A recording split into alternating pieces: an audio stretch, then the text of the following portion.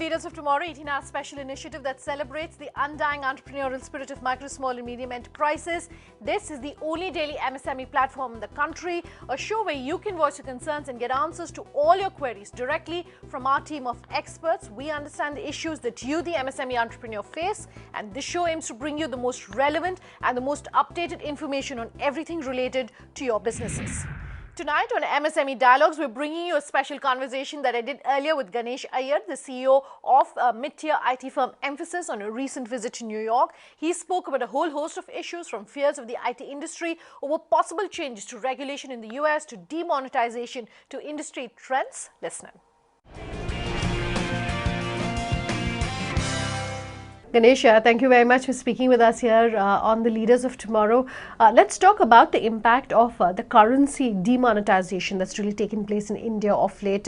Your initial comments on that, and also the impact that one is likely to see as far as the Indian IT space is concerned? Personally, I think it's a brilliant move, much needed move, totally supported, because India needs to find its potential. One of the things which has been eating our country has been corruption. Now, there are many people who said, oh, we could have done something else. That's not the point. The point is, this has been done. Will it help in bringing down the corruption? If yes, then this is a move which we must support. We must go all out to support it.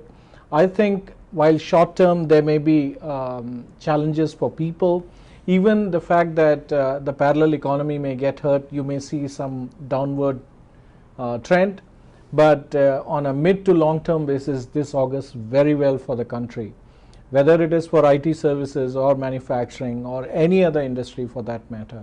Because if you have an economy which is transparent and a single economy which is driving the overall success of the country, then that's good for the country. So completely support it. Something that you like talking about quite a bit, Ganesh, is the fact that Emphasis is a digital company. It was born in the digital era and therefore has always been digital ready. So let's talk about digitization, as well as, what digital really means when it comes to small companies in India, and how they can go about enhancing and embracing digital and technology more as far as their businesses are concerned. See, when you say smaller companies, if you're talking about truly small companies, one of the important elements that they have to understand is, why are they getting their business today? And will that be threatened by the digital economy or digital era? Once you're clear about that, then you have to take the next step. Fundamentally, I'm a believer that smaller companies have an advantage during the digital era, simply because if you were operating in an analog era, and now you have to move to digital era, your turning radius is smaller. You would be able to transform faster. You would be able to compete better with larger companies who have to defend, who have to protect their legacy business. So to that extent, you enjoy this opportunity to quickly transform and be the aggressor. But there is one challenge. The challenge is realization of the power of technology, realization of the model of digital that brings to you, realization on why you are getting business, why you are making profits, and taking that home in a digital era. For that, if you are a proprietor, if you are the CEO, whosoever is the topmost person in that small enterprise, has to become very conversant with the power of digital, slight understanding of technology. And probably you should also have somebody who can advise you on technology. This is not all about technology. This is actually about business. So business people will get it like this. The challenge is, when you don't understand technology bit, you may start backing out. Don't. Have somebody who can advise you on technology, leverage your business acumenship, and you can move forward. So your advice, Ganesh, in terms of how companies can possibly go ahead and stay ahead of the curve. You're at a point where you're talking, for example, about AI. You've launched products that are in the AI space. Maybe you can talk to our viewers about how they ensure that not only are they embracing technology, but they're also staying ahead of the curve. So as I said, it's very important to understand what this digital means, because many people who are not technology savvy, they shy away from this discussion thinking digital is all about technology. My first point is, no, it is not about technology, it's about business. It's about doing new way of doing business, new way of bringing products to the market, new way of serving your clients, new way of getting new clients. So it's all about business. So if you have business acumen, if you understand the concept of digital, you will get it. Now, on technology bit, you can always hire somebody who can help you with technology bit. So this is an opportunity for MSME to move forward. Ultimately, a client has to be served, and closer you are to the client, better you can serve them. And I see MSMEs have very intense relationship with their clients, which is the relationship they can leverage to be successful in digital era. Because newer players have to learn about your clients, won't have that personal touch which you have. So you have an advantage. Just make use of the advantage and take it home. Of the 36 million MSMEs in India at this point, reports suggest that nearly 75 to 80% of them could be family-run businesses. Given that perspective, maybe you can talk to our viewers about any sort of global lessons in excellence that they should be possibly picking up. Actually, there are lots of good examples in India too, where family-run businesses are being run very, very professionally, and they are progressive. They are looking at newer ways of doing business. So it's a question of what type of people are occupying those seats. If your only criteria is that you have to be a family member to hold that seat, then that's a challenge. But if you inject professionalism, professional qualification, experience, and they happen to be family members, it's good for the business. There is continuity, there is clarity, there is certainty. Because after all, what's the difference between family and promoter-led businesses? Because promoters also hold either majority position in the board, right? So family-run businesses can be as good as in fact, in some cases, can be better than promoter-led businesses. So I don't think that India has a unique problem. In fact, I believe that India has some good examples. I would shy away from naming those examples. In fact, I interact with some of these family-run businesses to understand how they have become progressive. So there are good examples in India. You don't have to come to the US to learn about them. We've seen a lot of changes that are really taking place at Mphasis Ganesh, top-level changes, managerial if you want to call it that, over the past couple of months. We're talking, of course, in the backdrop of what is happening in India in terms of some top-level managerial and management changes really at India Inc. Can you talk to us about your initial thoughts on that? When you say managerial changes, you are referring to the shareholding changes, where our majority share owner, Blackstone, bought the shares from HPE. And we saw this transition to be smooth, structured, and good for our customers. So I think at the end of the day, it goes back to proper communication. It goes back to commitment to professionalism. And last but not least, also the viewpoint that the new shareholder has about the company.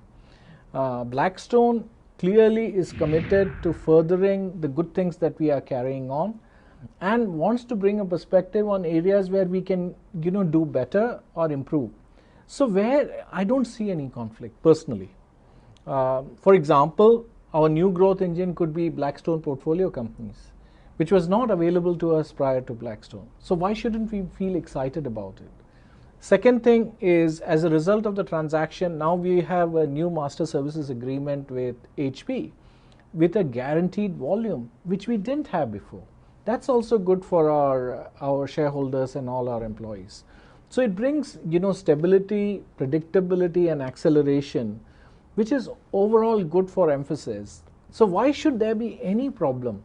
So as long as there is congruence in objective, proper communication, and commitment to professionalism, even if there are changes at leadership level, they can be managed well, because at the end of the day, there is commonality in what we are trying to achieve. So if I'm going to pick up on that and say, what happens if there's no sense of commonality, then what happens?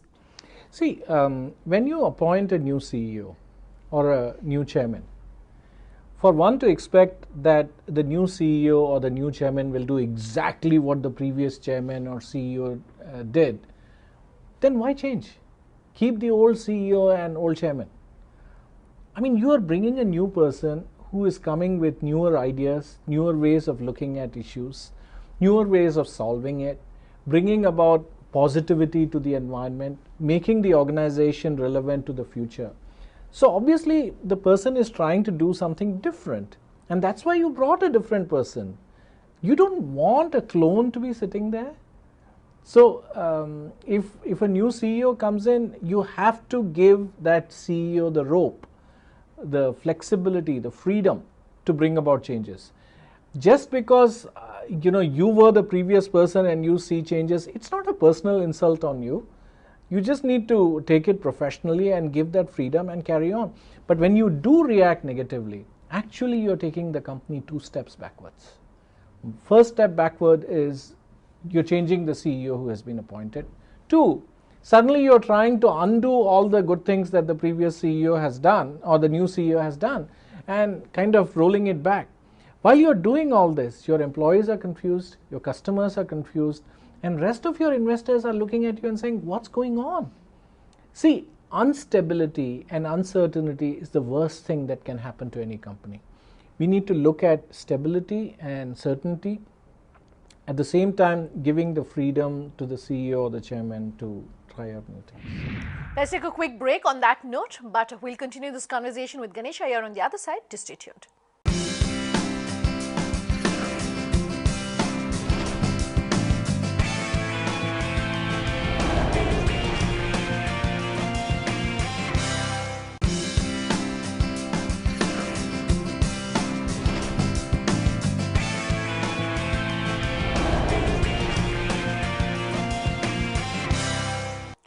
Welcome back with us here on the Leaders of Tomorrow, and I'm in conversation with Emphasis. We were talking about commonality earlier when you were talking about succession planning, but let's also talk about commonality when it comes to inorganic growth or acquisitions.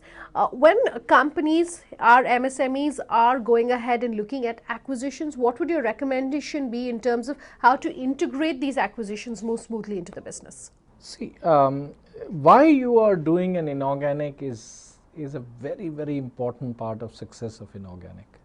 If you're just doing inorganic to have better revenue run rate, that's a very weak case in my mind. 70% of inorganic acquisitions tend to be suboptimal, which means only 30% succeed. If that is the case, one has to understand why that happens. So if you're clear on your objective, then half the work is done. Once you're clear on the objective, go ahead and acquire, and at the same time you need to ensure there are actually 2 or 3 models of integration: tightly coupled and tightly governed, and loosely coupled and tightly governed, loosely coupled, loosely governed. Right? These are the 3 models of integration, if I may. You need to choose based on the objective that you have set, which is the model that works.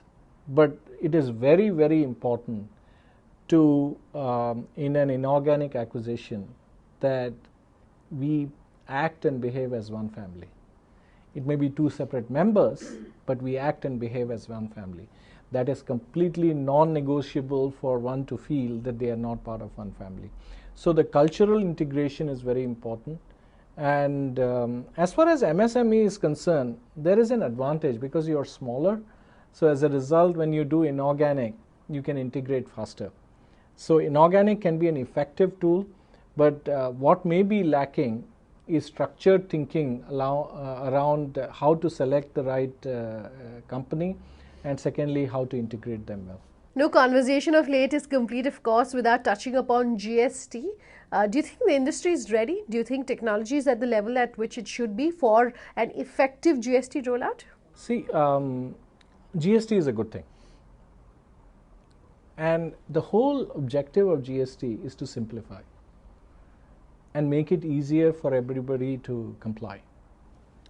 Today what has happened is the GST has got tremendous support, so good.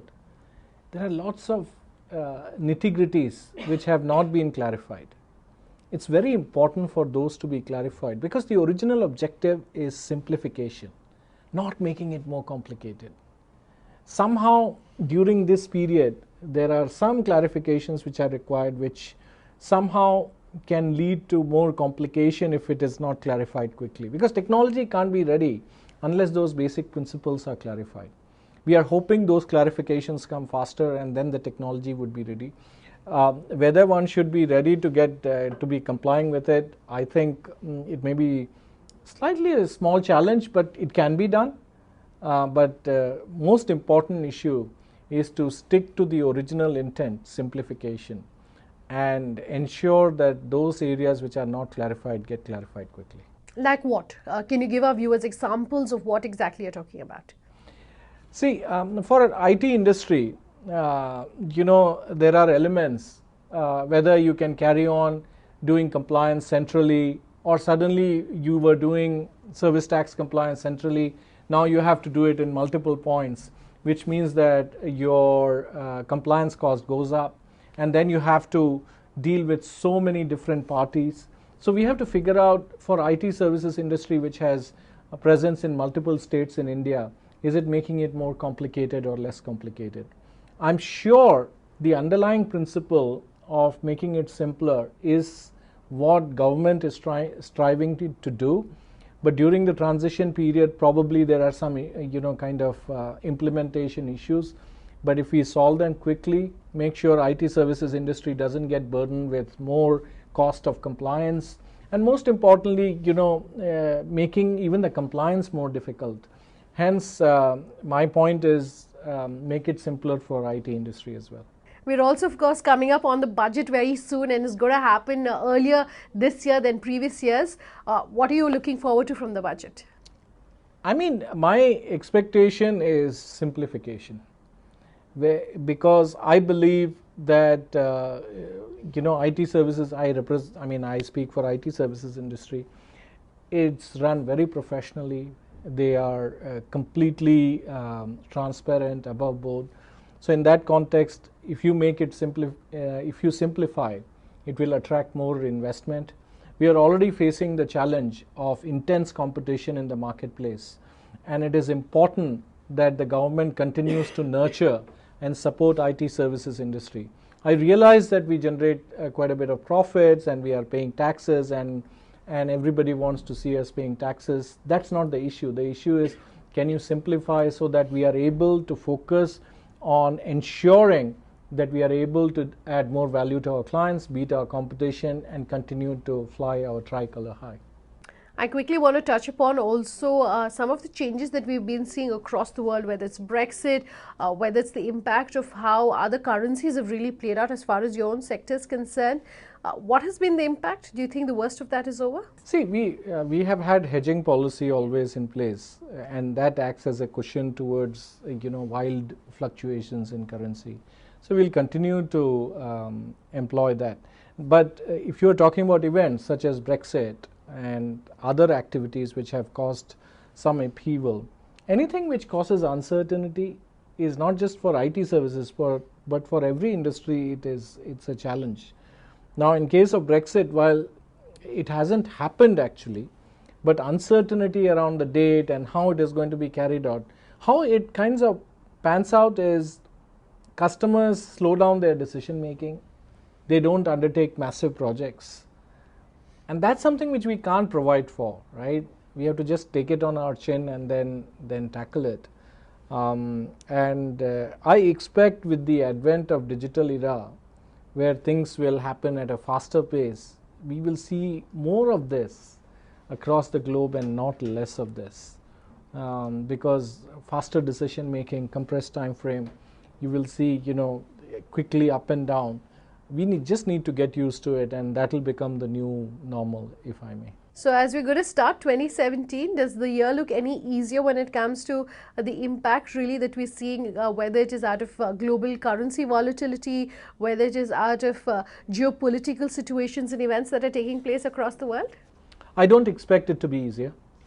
In fact, my prediction would be that it would be more challenging, but challenge also offers an opportunity for us. Challenging from the point of view of that new generation services will make a deeper penetration, automation will get a stronger hold, you will see immersive computing coming into mainstream, lots of things which will keep changing. So I don't expect it to be easier, I expect it to be challenging, but that's where the opportunity lies, I guess. Tonight I've brought you a voice from the IT space, and do remember that if you're a business that wants to be featured here on the Leaders of Tomorrow, or you have any question about any aspect of your business, you can write in to us at leadersoftomorrow@timesgroup.com. You can personally tweet at me at Sunanda_J. You can reach us on social media using the hashtag LOT, or call us on that number you see flashing on your screen. We promise to have all your questions answered. Thanks for watching. Have a good night.